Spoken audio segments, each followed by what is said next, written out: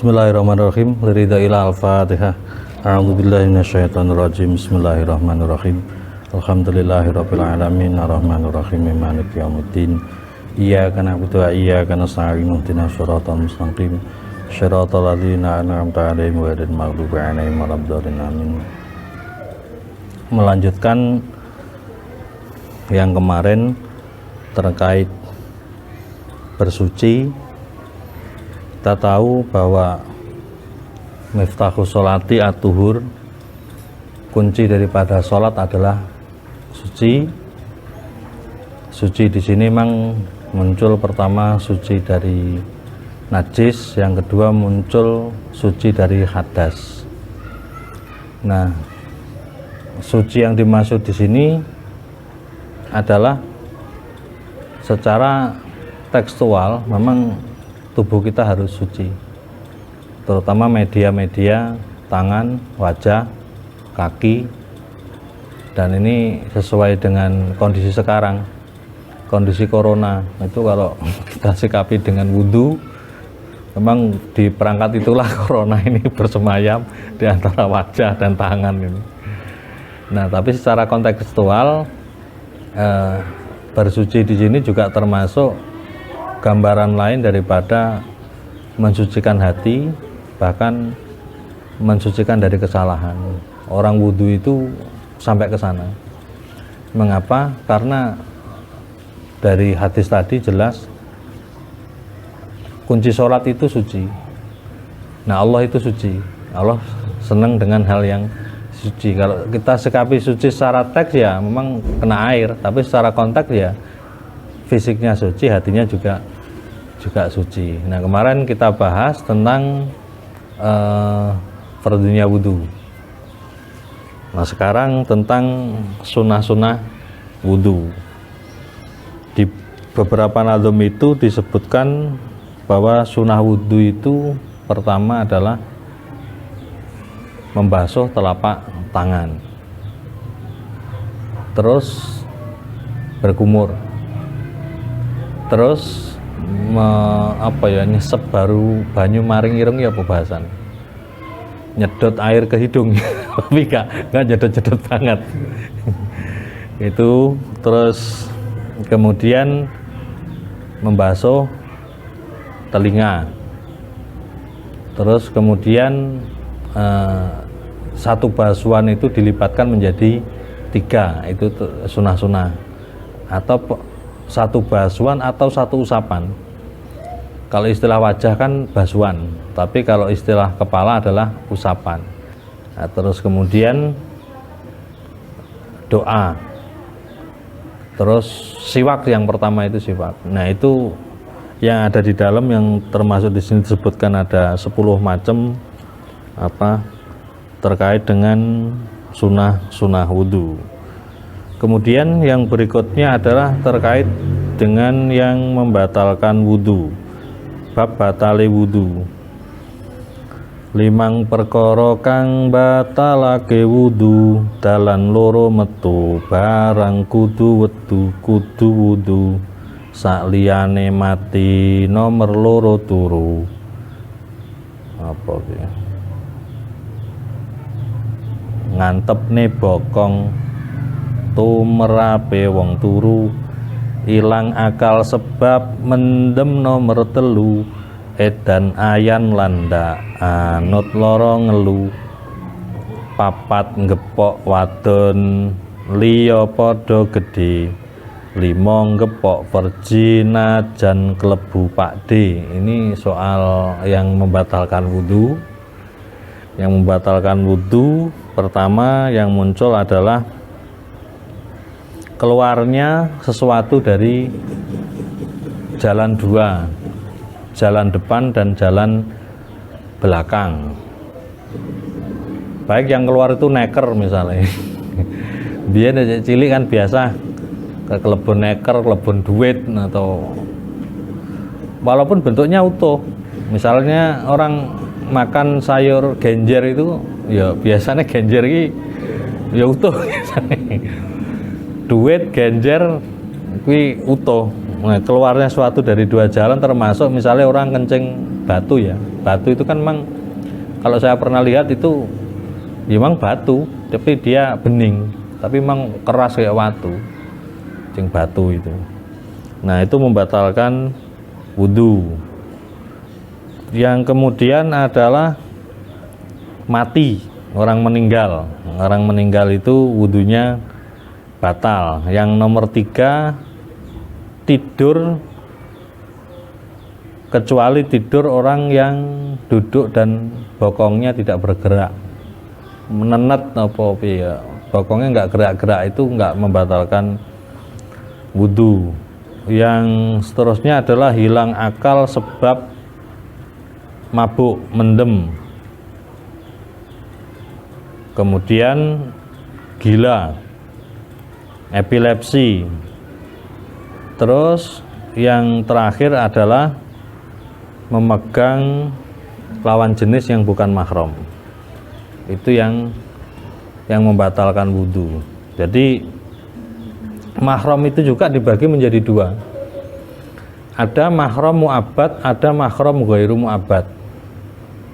Mahram mu'abbad itu mahram yang permanen, seperti orang tua, adik kandung, kakak kandung, itu mahramnya dia mu'abbad. Mu'abbad itu permanen, termasuk mertua. Mertua itu juga permanen. Sekali kita qabil itu seumur hidup kita sama mertua tidak batali. Jadi memang kalau dalam agama Islam itu nggak ada mantan mertua. Tapi yang unik untuk anaknya ini malah mahram ghairu mu'abbad. Misalnya Kang Wakid sama Mbak Merin, ini mahram tapi mahram yang tidak permanen. Misalnya Kang Wakid punya adik, Mbak Merin juga punya adik, itu kan juga bisa dinikahkan. Jadi dulure Kang Wakid karo Mbak Merin kalau secara hukum fikih ini ya cukup Kang Wakid sama Mbak Merin. Adiknya Kang Wakid bukan dulure Mbak Merin. Karena kakangnya Kang Wakid iso nikahi adiknya Mbak Merin. Nah, Mbak Merin ini statusnya mahram tapi yang ghairu mu'abbad. Ghairu mu'abbad itu tidak permanen. Nah, mahram yang tidak permanen ini batali. Kalau Syafi'iyah seperti itu. Kalau madhab yang lain, kalau yang penting itu mahram itu tidak batali. Tapi kalau Syafi'iyah, mahram yang tidak permanen itu batali. Itu mungkin sekilas yang akan kita bahas pada siang hari ini. Sekarang saya kembalikan ke jenengan, kira-kira dari awalan ini ada yang perlu dipertanyakan atau enggak? Monggo. Ini sambil santai monggo. Karo ngombe karo ngerokok diskusi ya. Monggo.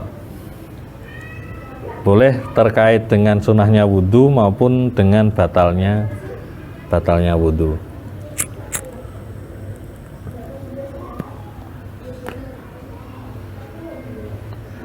Ada yang kira-kira perlu ditanyakan, monggo.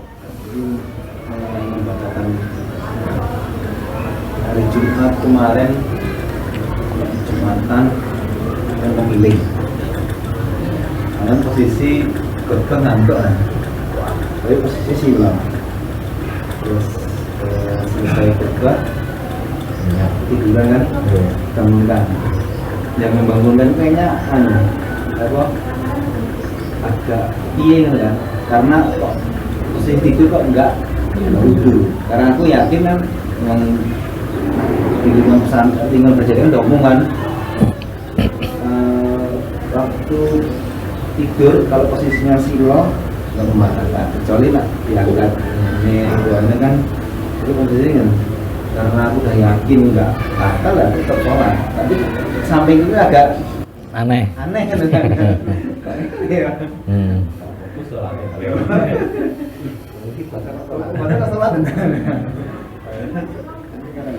Jadi untuk mensikapi hal-hal yang seperti itu memang ya ini kita harus mempedekan apa yang kita pahami, karena memang terus terang kalau kita di luar kita akan ketemu dengan berbagai madhab. Misalnya dulu tak gambarin sendakep aja itu bentuknya juga beragam, duduk aja juga bentuknya beragam, sampai terkait dengan ini tadi. Jadi memang kita harus pede dengan apa yang kita yakini sesuai dengan ijtihad para ulama. Dalam permasalahan ijtihad kan jelas, ijtihad itu semua muaranya di hadis, man istahada fa asoba falahu ajroni wa man istahada fa aqta falahu ajrun wahidun. Dalam pemahaman itu memang konsekuensi daripada ijtihad itu keberagaman. Satu madhab dengan madhab yang lain akan berbeda. Terus yang kedua, kesannya agama Islam itu agak pelin-pelan, yang satu bolehin, yang satu enggak, kesannya. Tapi yang kita pahami bukan seperti itu, bahwa perbedaan itu malah mempermudah kita kalau nggak bisa pakai yang satu, pakai yang satunya. Dan mereka kan orang yang memang sudah punya kapasitas dalam ijtihad-ijtihad itu. Sehingga dalam ajaran misalnya pesantren manapun, itu akan keluar kaidah al-ijtihadu la yunqadu bil ijtihad, bahwa ijtihad itu tidak bisa direduksi ataupun dianulir oleh ijtihad yang lain, bahwa setiap ijtihad itu kayak pasti benernya. Makanya hadisnya Nabi, orang yang berijtihad benar dapat 2, salah dapat 1. 2 itu pertama benar karena hati-hatinya, walaupun yang satunya belum tentu benar. Jadi kesimpulannya memang ijtihad itu nggak ada yang salah. Ijtihad itu nggak ada yang salah. Kayak misalnya pengetahuan kita hari ini dengan hari kemarin beda. Itu bukannya kok kita plan, karena terus terang tiap detik SDM kita bisa tambah. Nah, dari SDM yang tambah ini mungkin kebijakan kita juga tambah, mindset kita pun juga akan berubah. Bukannya kok nggak komitmen seperti yang kemarin, karena memang per detik kita bisa tambah. Nah, untuk menghadapi orang-orang yang seperti itu ya biarkan, kecuali kalau mereka tanya. Nah, kalau yang saya pernah ngerti kan mereka malah menyalahkan. Yang pernah saya ngerti mereka sampean itu salah, itu harusnya begini gitu. Nah, karena lagi-lagi debat kalau nggak pada waktunya dan tempatnya itu akan nggak efektif juga. Jadi ya kalau ada yang seperti itu ya nggak saya ladeni. Iki mau pertanyaan apa Cik, mensikapi problem yang kayak gitu? Problem ya. Oh. Jadi dimanapun kalau kayak ini harus pede kan jadi kan.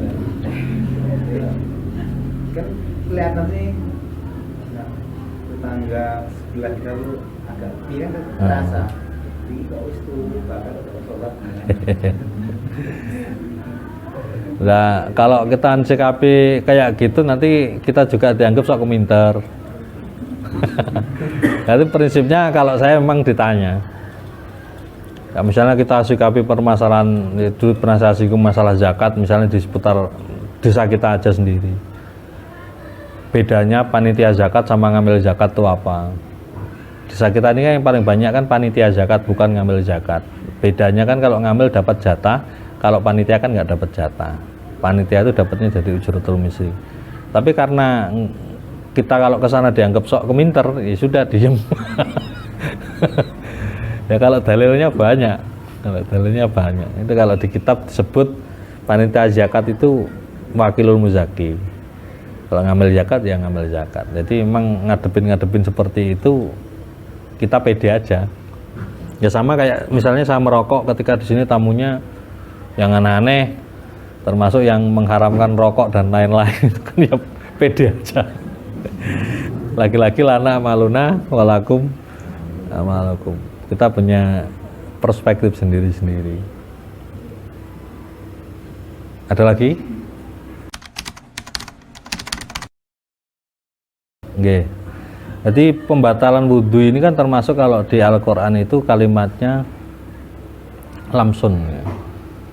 Jadi memegang ini para ulama beda pendapat. Ada yang memegang secara hakiki, ada yang memegang secara maknawi, bahkan ada yang majazi. Artinya ada yang syrid, yang penting memegang tanpa penghalang itu batal. Ini kan syafi'iyah. Ada yang memegangnya ini secara lengkap, yang nggak bisa dinamakan dari memegang itu seperti apa. Artinya memegangnya itu total. Sehingga ulama ini memahami bersetubuh. Kalau bersetubuh itu kan orang nggak akan mengartikan itu nggak memegang, pasti memegang. Ada yang seperti itu, ada yang memegangnya itu dengan syahwat. Syahwat itu daya tarik, pergerakan, dengan keinginan megangnya itu. Berarti aulamas tumun nisa ini di Al-Quran seperti itu diartikan ulama yang beragam. Namun Syafi'iyah itu yang penting megang, kecuali rambut, kuku. Nah, sama non muslim juga seperti itu. Jadi hukumnya batal kalau tidak bukan mahram. Kalau mahram kan enggak apa-apa. Mahram itu yang tadi saya sampaikan, mahram ada mu'abbad, ada ghairu mu'abbad, ada mahram permanen, ada mahram tidak permanen.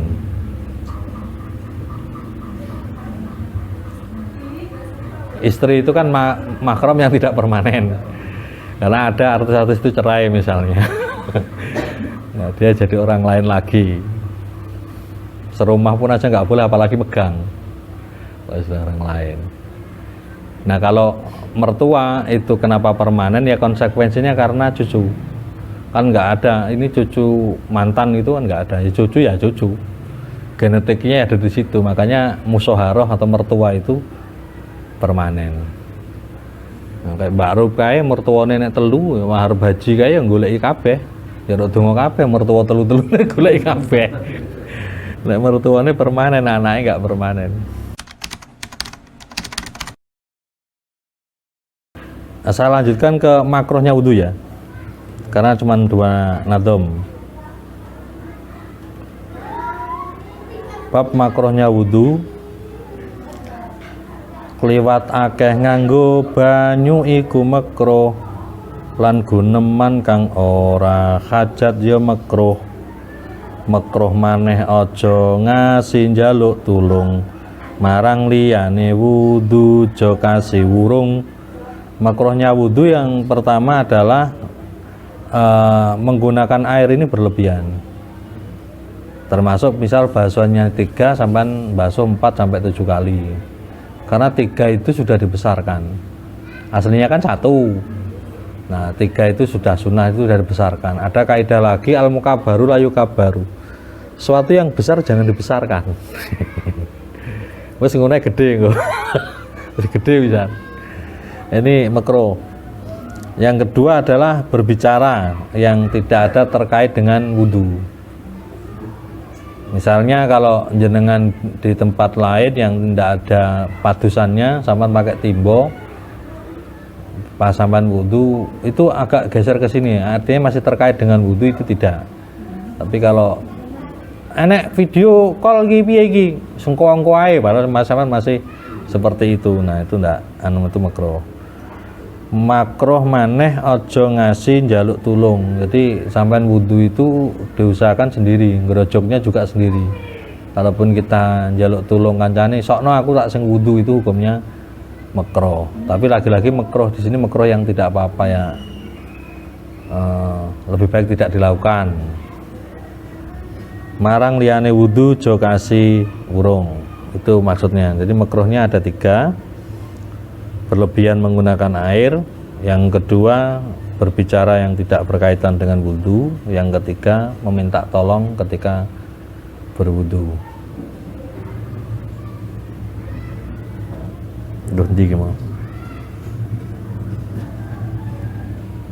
Ada yang perlu tanyakan? 12 ya, itu semacam pengetahuan tok kan Quran. Terus kemudian perkara kang haram tumerap wong kang hadas cilik. Perkara yang diharamkan bagi orang yang hadas kecil. Wong kang hadas cilik haram ngelakoni telung werna ndak ngerti oleh siksane: 1 salat, 2 tawaf ana Ka'bah, nggawa lan gepok mushaf, jo ngasih ngayah. Jadi haram ketika hadas kecil, hadas yang kentut atau kencing nggak wudu, artinya hadas kecil. Ini yang pertama adalah sholat, 2 tawaf di Ka'bah. Yang ketiga, membawa mushaf. Mushaf sendiri itu juga masih kontroversi, apalagi yang sifatnya digital. Ada yang menyatakan yang digital itu bukan bagian daripada Quran, tapi itu adalah program. Karena kalau HP-nya error, tulisannya juga nggak ada. Sementara yang dinamakan Al-Quran itu rosmun, tulisan. Nah, perdebatannya adalah apakah program itu tulisan, aplikasi itu, sehingga bawa itu sama dengan bawa Quran. Nah, ini kalau kita lihat di keputusan-keputusan para ulama itu memang banyak yang mengatakan tidak, karena aplikasi itu bukan Al-Quran. Ada juga yang misalnya bukan HP, yang ya kayak HP itu emang khusus Quran, itu juga ada itu. Enak suarane juga enak tulisane, tapi lagi-lagi juga nggak batu, batu nentak ya hilang.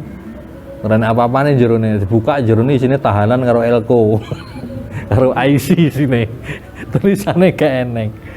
Jadi itu yang mayoritas memang yang aplikasi bukan. Quran ya Quran teks itu, yang memang tujuannya untuk menulis Al-Quran. Bagi orang Arab kan akan menjadi kontroversi ketika orang Arab mesti ini nulis yang nggak Arab toh. Kalimatnya mungkin juga akan sering ada kalimat yang sama mungkin dengan Al-Quran. Nah, misalnya kalau dia nulis Arab dan mungkin hampir persis dengan Quran, kalau tujuannya memang bukan nulis Al-Quran ya bukan Al-Quran. Misalnya kita nulis Arab, itu kan tulisan kita mungkin sedikit banyak itu kalimat-kalimat yang ada di Al-Quran. Tapi memang kita nulisnya tidak untuk nulis Al-Quran ya, bukan Al-Quran. Jadi mushaf itu bentuk buku ya? Mushaf itu ya tulisan, kertas, tulisan. Nah, terus kemudian muncul lagi pertanyaan-pertanyaan yang sekarang kalau kita cari Quran yang tulisan kan apa ada? Nggak ada. Yang ada sekarang tuh fotokopian.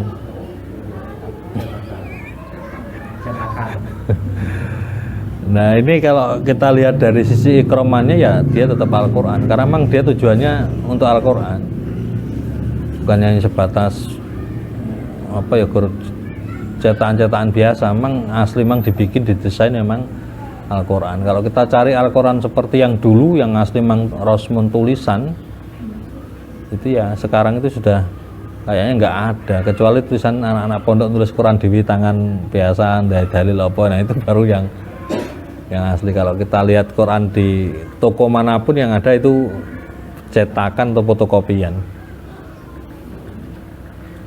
Cukup? Nggak ada pertanyaan? Cukup nggak? Gimana cukup? Kita tutup sarang-sarang ketiwasa. Alhamdulillah. Alhamdulillahirabbil alamin. Assalamualaikum warahmatullahi wabarakatuh.